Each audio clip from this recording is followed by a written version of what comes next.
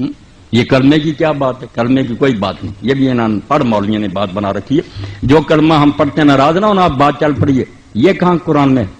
لا الہ الا اللہ محمد رسول اللہ کو دکھایا مجھے قرآن میں،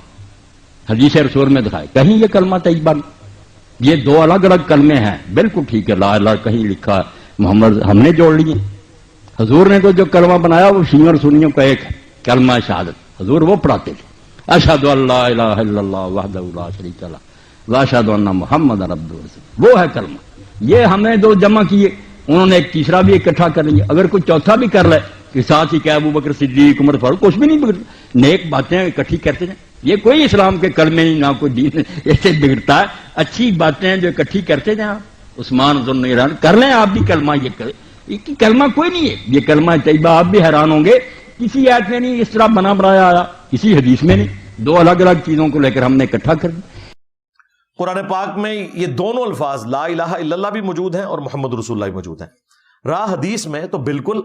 کتاب الاعتقاد جو امام بیہقی کی کتاب ہے نا، جو عقیدوں کے اوپر انہوں نے احادیث جمع کی ہیں، اس میں موجود ہے نبی علیہ السلام کی حدیث کے اندر انہی الفاظ سے لا الہ الا اللہ محمد رسول اللہ، لہٰذا یہ کلمہ حدیث سے بھی ثابت ہے۔ ہمارے استاد شیخ زبیلی زئی رحمہ اللہ کو خط لکھا تھا ان کے استادوں نے، حافظ عبد المنان نور پوری نے، فوت ہو کے بڑے ایجڈ ہو کے، تو کہ جی یہ پہلے کلمے کا ثبوت کہیں ہے تو دیں، تو پھر شیخ صاحب نے یہ ان کو ریفرنس دیا تھا، انہوں نے بڑا اپریشیٹ کیا تھا، تو حدیث میں بھی ہے اس کا ثبوت، قرآن میں بھی ہے، اور اصلاً بھی یہ بات درست ہے۔ تو ہمارے استاد جو مولانا اسحاق صاحب کو اس معاملے میں غلط فہمی لگی ہے،